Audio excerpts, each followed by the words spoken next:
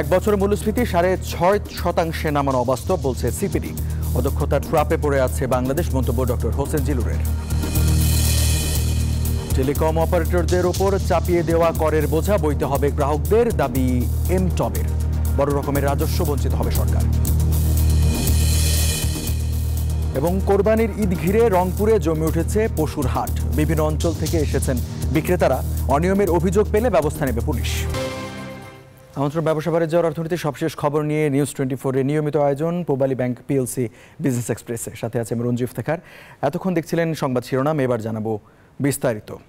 এক বছরে মূল্যস্ফীতির হার 10 থেকে 6.5% নামানোর পরিকল্পনাকে অবাস্তব বলে মনে করছে centre for policy dialogue CPD.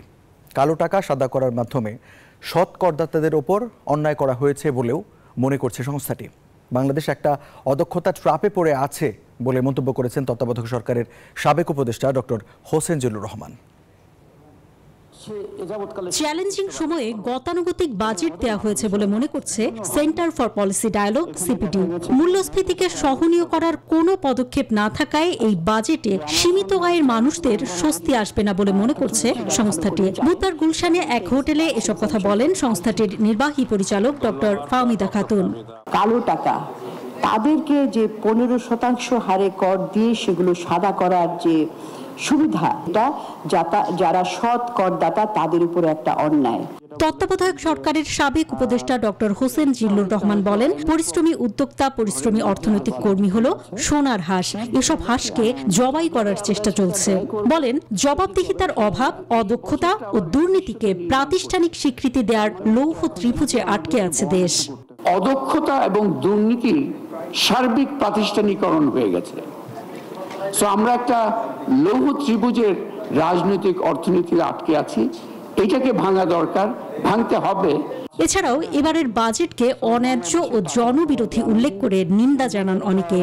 সব জায়গায় শুনি যে মূল্যস্ফীতি বিষয়টা বিবেচনা করা হয়, উপবৃত্তির ক্ষেত্রে সেটা কেন বিবেচনা করা হলো না? সহযোগিতা না দেখে এই বাজেটে দেখলাম যে আমাদের বেকারত্ব দূর করার প্রতিবন্ধকতা হিসেবে এটি কাজ করবে। বাস্তবে গ্রাউন্ডে মাটিতে আসলে কতটুকু তার সুফল পাওয়া যাবে সেই প্রশ্নটা থেকেই যায়।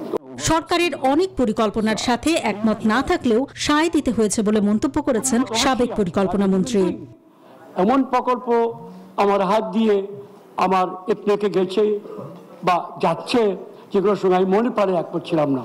আমার একটু আগের কথাটার সঙ্গে বাসকরি ভূতলে বিনিয়োগ পাতালে, এই ধরনের অনেক প্রকল্প এই দেশে আছেন। প্রস্তাবিত বাজেটের ঘাটতি মেটাতে বড় অঙ্কের ঋণ নেয়াকে অগ্রহণযোগ্য বলে মনে করছে সিপিডি। প্রশ্নটা তো আত্মজিজ্ঞাসার জায়গা থেকে। অন্তরা বিশ্বাস, নিউজ 24, ঢাকা।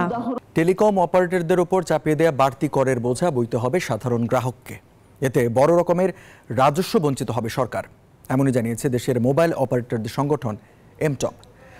রাজধানী বনানীতে নিজ কার্যালয়ে বাজেট পরবর্তী সংবাদ সম্মেলনে বাজেট নিয়ে নিজেদের অভিমত তুলে ধরেন মোবাইল অপারেটর গ্রামীণফোন, রবি ও বাংলালিংকের প্রতিনিধিরা। তারা বলেন, সরকার টেলিযোগাযোগ খাতে কর বাড়িয়ে অধিক রাজস্ব আদায়ের চিন্তা করছে, কিন্তু সাম্প্রতিক সময়ে মুদ্রাস্ফীতির প্রভাবে মোবাইলে কথা বলা ও ইন্টারনেট ব্যবহার কমেছে। বর্তমানে যে জায়গাটাতে আমরা সবচেয়ে বেশি চ্যালেঞ্জ মনে করছি সেটা হচ্ছে একটা সিম ট্যাক্স। একটা ধারণা আছে যেহেতু মোবাইল অপারেটর সিম ট্যাক্সটা সাবসিডি দেয়, তারা কন্টিনিউয়াসলি সেটা দিয়ে যাবে।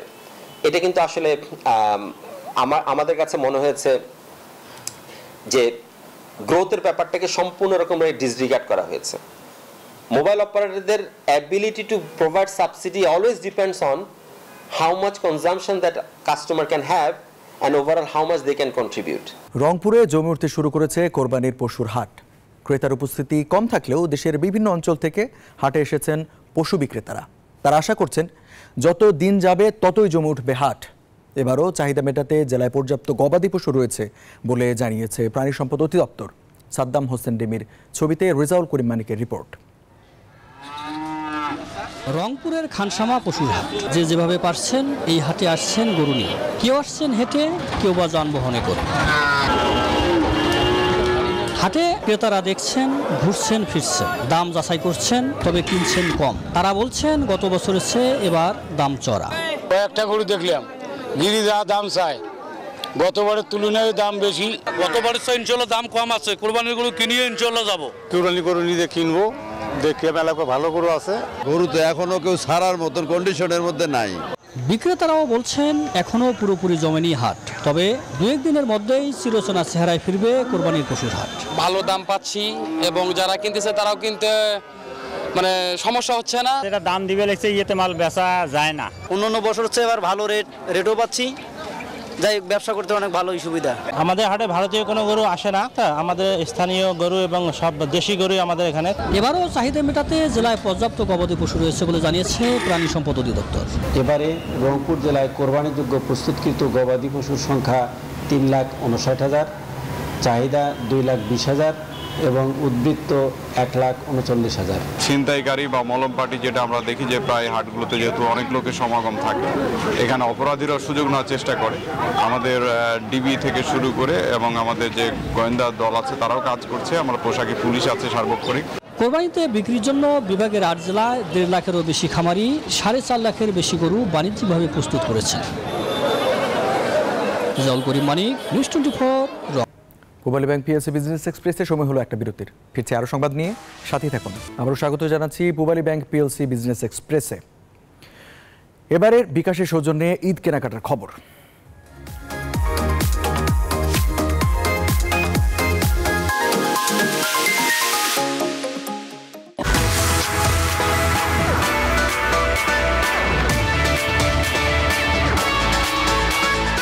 দর্শক স্বাগত জানাচ্ছি বিকাশ ঈদ কেনাকাটায়। আমি এই মুহূর্তে রয়েছি উত্তর 18 নম্বর সেক্টরের ডেলি শপিং সুপার শপে। এখানে এসে যেটি দেখতে পাচ্ছি যে যেহেতু ঈদের আর বেশি সময় বাকি নেই, ঘরের প্রয়োজনীয় জিনিসপত্র কিনতে এখানে প্রচুর মানুষের সমাগম হয়েছে এবং তারা কিন্তু এসে তাদের প্রয়োজনীয় জিনিসপত্র খুব স্বাচ্ছন্দ্যে এখান থেকে কিনছেন। ডেলি শপিং সুপার শপে এসে আপনারা ঈদের বাজার তো করতে পারছেনই, সেই সাথে আপনারা এই বাজার করা শেষে যদি বিকাশে পেমেন্ট করেন, আপনাদের জন্য বিকাশ কিন্তু এখানে নানা ধরনের অফারের ব্যবস্থা রেখেছে। 1000 টাকার বাজার করলে 150 পয়েন্ট, সর্বোচ্চ 150 পয়েন্টের মতো কুপন তারা পাবে, কাস্টমার পাবে 150 পয়েন্ট, যেটা পরবর্তী থেকে 500 টাকার বিকাশে পেমেন্ট করলে সেই কুপনের সুবিধাটা তারা পাবে, যেটা ডিসকাউন্ট হিসাবে আসবে। ওই অফারের কারণেই আর কি বিকাশ আমি ক্যাশব্যাক পাচ্ছি মাঝে মাঝে, তারপর রিচার্জ করলে বোনাস পাচ্ছি, সেগুলো দিয়ে আমি আর কি ওই বিকাশটা ইউজ করি, স্বচ্ছন্দ বোধ করি। সারা দেশে এখন 8.5 লাখেরও বেশি দোকান বিকাশ পেমেন্ট গ্রহণ করে, অ্যান্ড আর 7.5 কোটি অ্যাকাউন্ট আছে। তো এটা একটা সর্বজনীন ব্যাপার হয়ে গেছে। এখন পেমেন্ট আপনি যে কোনো জায়গায় গিয়ে বিকাশের মাধ্যমে করতে পারবেন। দর্শক ঈদের কিন্তু আর বেশি সময় বাকি নেই, আপনারা কিন্তু এরই মধ্যে ডেলি শপিং সুপার শপে এসে আপনাদের ঈদের কেনাকাটা সেরে ফেলতে পারেন, সেই সাথে বিকাশের এই অফারগুলো উপভোগ করতে পারেন। আপনাদের ঈদ হোক আনন্দময়। লেনদেন হচ্ছে ক্যাশলেস, স্মার্ট হচ্ছে বাংলাদেশ, এই স্লোগান সামনে রেখে নাটোরের সিংড়া উপজেলায় বসেছে কোরবানির পশুর হাট। সোমবার সকাল 10টা থেকে বিকেল 4টা পর্যন্ত চলে এই পশুর হাট। ডাক, টেলিযোগাযোগ ও তথ্য প্রযুক্তি প্রতিমন্ত্রী জোনায়েদ আহমেদ পলকের একান্ত প্রচেষ্টায় করোনা মহামারীর সময় থেকে নিয়মিতভাবে প্রতি বছর অনুষ্ঠিত হয়ে আসছে ক্যাশলেস কোরবানির পশুর হাট। এই হাটের একমাত্র ডিজিটাল পেমেন্ট বুথ থেকে ক্রেতা বিক্রেতা মোবাইল ব্যাংকিং প্রতিষ্ঠান নগদের মাধ্যমে দেশের সর্বনিম্ন খরচে ক্যাশ আউট করেছেন, যার ফলে হাটে টাকা চুরি যাওয়া রোধ ও পশু ব্যবসায়ীদের নিরাপদে বাড়ি ফেরার সুযোগ তৈরি হয়েছে বলে জানান আগতরা। শরিয়া ভিত্তিক আধুনিক ব্যাংকিং সেবা প্রদানের লক্ষ্যে ফার্স্ট সিকিউরিটি ইসলামী ব্যাংক পিএলসির 2টি এজেন্ট ব্যাংকিং আউটলেটের উদ্বোধন করা হয়েছে।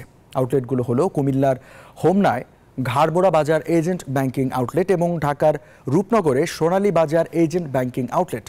ব্যাংকের ব্যবস্থাপনা পরিচালক সৈয়দ ওয়াসেক মোহাম্মদ আলী ভিডিও কনফারেন্সের মাধ্যমে এজেন্ট ব্যাংকিং আউটলেটগুলোর উদ্বোধন করেন।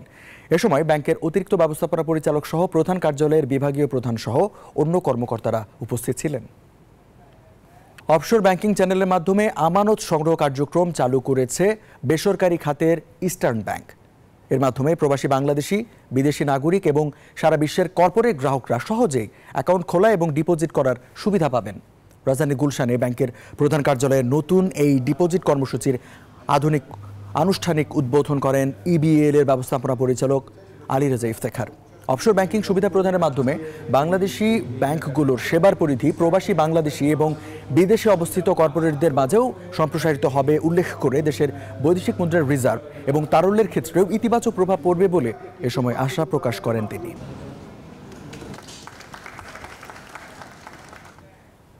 এই ছিল পূবালী ব্যাংক পিএলসি বিজনেস এক্সপ্রেসের এখনকার আয়োজনে।